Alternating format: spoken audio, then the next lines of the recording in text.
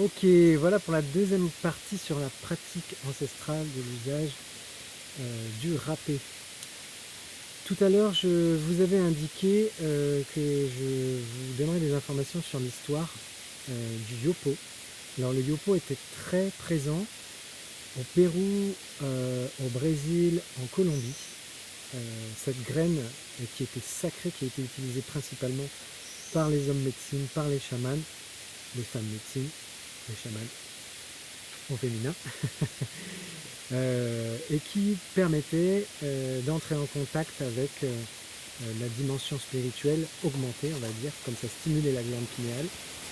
Ça a mené des états de conscience modifiés, parfois très forts, comme des hallucinations ou ce qui a pu être jugé de délire mystique par certains membres qui sont venus coloniser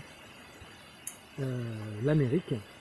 Et là, la grande histoire est intéressante, c'est que dans cette partie de l'histoire de l'humanité, ayant un décalage avec leurs croyances, les colons ont vu ça comme quelque chose de un peu diabolique, étant donné les effets que ça mettait en place au niveau des personnes. Et comme ils étaient dans l'intention de transmettre le monothéisme à cette période-là, parfois par la force, ils ont éradiqué cette pratique, c'est-à-dire qu'ils ont retiré tous les outils d'usage, donc les couripés qu'on peut voir aujourd'hui, pendant très longtemps, ils ont été en pierre.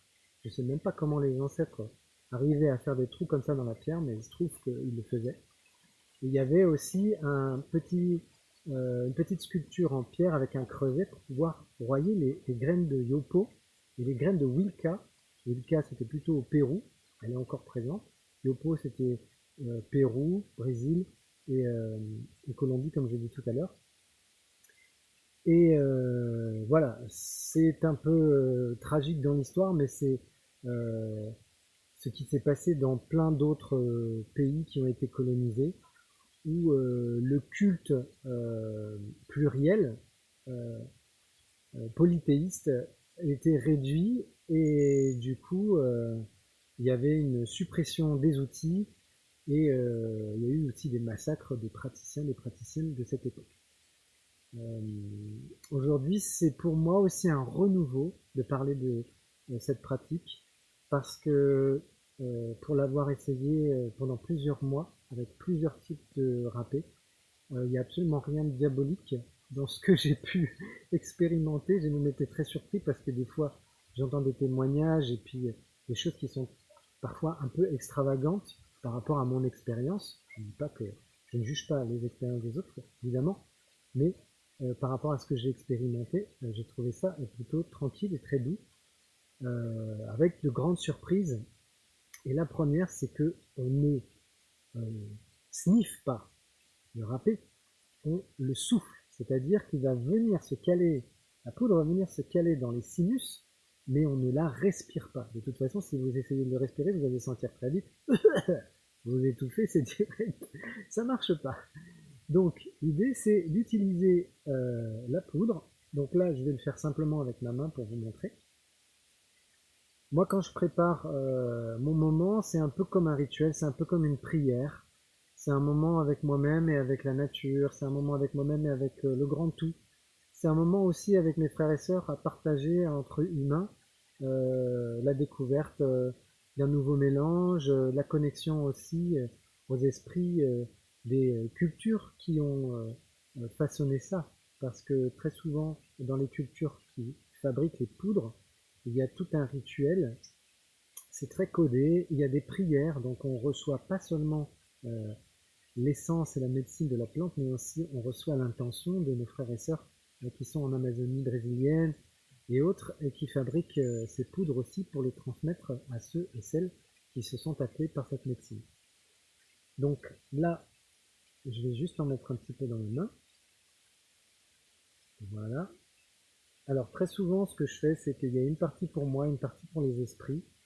C'est mon petit rituel. Donc il y a une partie que je mets dans le couripé. Alors je l'aplatis un petit peu dans ma main pour voir la quantité. Il n'y a pas besoin d'une grande quantité. Si vous pouvez voir, voilà. Vous connaissez l'adage, le poison c'est le dosage. Et là c'est la même chose, si vous en mettez trop, eh ben, ça va pas être agréable. Ça risque même d'être un peu toxique, donc l'idée c'est pas de s'en mettre plein de nez, ça sert à rien. C'est surtout de faire l'expérience et de pouvoir sentir. Moi je préconise d'en mettre peu et d'augmenter. C'est toujours comme ça que j'approche les plantes, et d'augmenter progressivement sur plusieurs jours, sur plusieurs prises pour pouvoir sentir notre propre limite, parce que d'une personne à l'autre, les limites ne sont pas les mêmes. Et donc du coup, c'est bien aussi d'être en conscience de qui nous sommes, comment notre corps réagit, et de prendre le temps de faire ça petit à petit. Voilà, pour les esprits.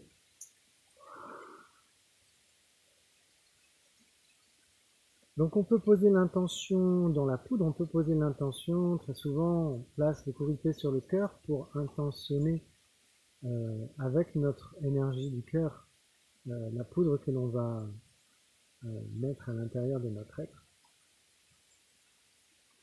Prendre ce temps. Et prendre le temps aussi, c'est important parce qu'on est dans des cultures souvent qui sont très accélérées avec une gourmandise, un engouement très rapide, et le fait de revenir dans cet espace-là, de venir se centrer avec la plante, avec l'esprit, de fermer les yeux. Parfois il y a des images qui débarquent, il y a des sons, il y a différentes choses selon qui l'on est, qui peuvent se manifester. Ici j'ai choisi le râpé de Pachamama avec de la rose, du jasmin et de la lavande. Il est très doux et j'aime bien son esprit. Donc je pose après le courrier sur mon front pour mettre en lien mon esprit aussi avec la plante. Merci d'être là. Je vais placer la tige qui est courte dans ma bouche et les deux autres tiges dans mes narines. Quand je vais souffler, je ne respire pas. Je ne fais pas d'inspiration. De toute façon, vous ne pouvez pas souffler et respirer en même temps. Ça ne marche pas. Donc, l'idée, c'est de souffler. Il y a plusieurs types de souffler. Moi, j'en utilise deux. Il y en a plein d'autres. Il y a le soufflet de la tortue. Alors, c'est un soufflet qui nous ramène à la lenteur, à prendre son temps, à être vraiment là. Donc, ça donne à peu près ça. Donc, c'est long, étiré, et à la fin, souffler sec. C'est celui que j'aime bien utiliser pour les premières utilisations parce que il y a aussi une approche douce avec la personne qui est en face de nous.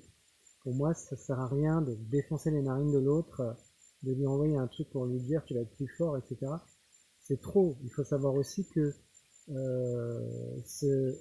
pour les personnes qui viennent d'autres pays que l'Amérique latine et centrale, ce ne sont pas des pratiques qui sont habituelles pour nous.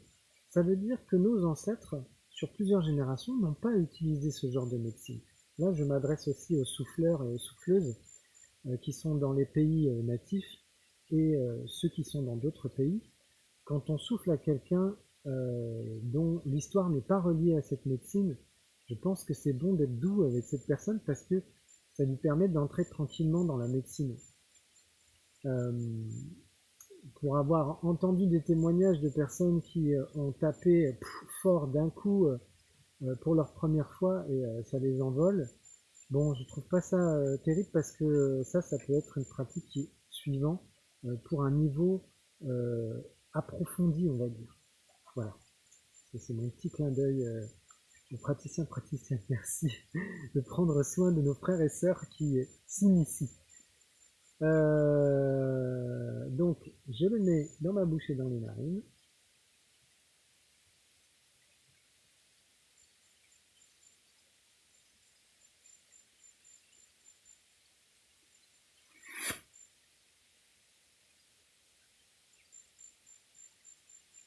Et là, je prends un temps qui pour moi est important.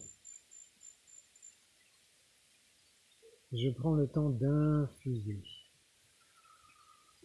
Il y en a qui préconisent de ne pas respirer par les narines.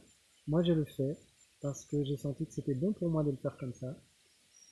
Je sens toutes les saveurs, je sens toutes les odeurs, je sens la chaleur, je sens beaucoup d'éléments que les plantes transmettent, que la râpée transmet, et pour moi c'est important d'être en lien et d'avoir ce moment d'être posé avec l'esprit, de laisser entrer l'esprit et voilà, d'établir cette relation avec une certaine profondeur.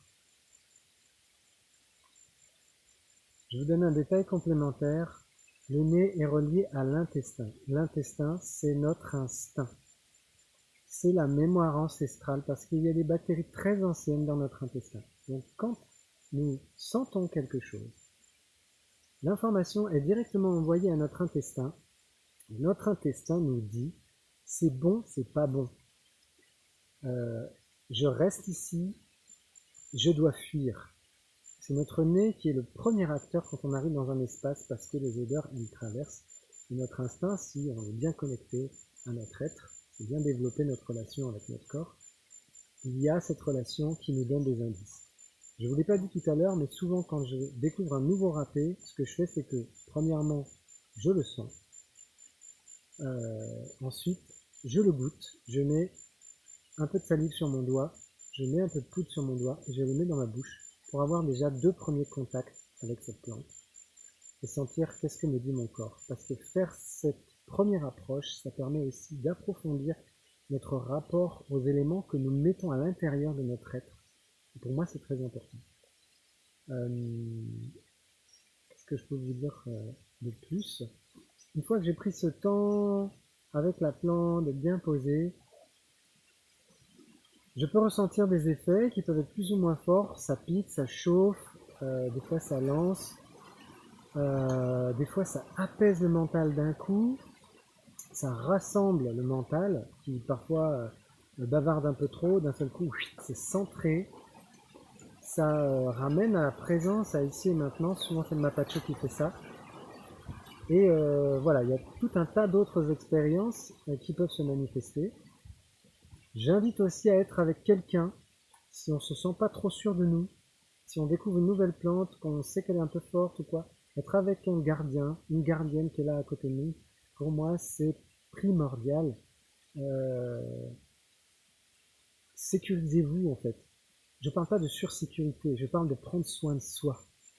Demandez à quelqu'un de confiance d'être là avec vous, de le faire à deux, chacun son tour, et de bien laisser chacun des membres faire son expérience pour pouvoir avoir quelqu'un soit qui est lucide, soit qui a assez d'expérience pour pouvoir accompagner l'autre dans son expérience. Parce qu'on va tous avoir des réactions différentes. Voilà, moi après ce que je fais, une fois que j'ai bien senti que la plante est entrée, qu'elle a transmis sa médecine, sa sagesse à mon corps, à mon être, eh bien, je la libère, je libère l'excédent, je vais me moucher. Alors, soit je me mouche directement si je suis dans la nature, et puis après je vais rincer avec un petit peu d'eau que je mets dans chaque narine, j'inhale un peu, et puis je ressouffle, tac, tac. Je fais ça 2 ou 3 fois, et je finis par me moucher pour terminer, pour veiller à ce que mon nez soit propre, et que je puisse soit refaire un soufflet derrière si je sens que j'en ai besoin pour approfondir la relation avec la plante, ou bien remercier l'expérience et puis plier mes affaires, rester en contact avec la nature ou pas, ou reprendre mon chemin. Voilà, j'espère que cette vidéo vous a apporté des informations. Si vous avez des questions, des réactions, n'hésitez pas. Je suis à votre écoute. Et si vous avez envie de faire l'expérience, je me suis offert l'espace de pouvoir souffler d'autres personnes, puisque plusieurs personnes sont venues me voir. Et sentant que l'univers m'envoyait des gens avec une grande confiance, je me suis dit tiens, je pense qu'il y a un potentiel qui est ici et que on m'offre cet espace de confiance, alors je vais pratiquer. Donc vous pouvez venir me voir si vous en avez besoin. Je vous remercie pour votre attention, je vous souhaite une belle expérience avec le râpé, avec les plantes médecines. Merci au peuple d'Amazonie et autres. Damasque.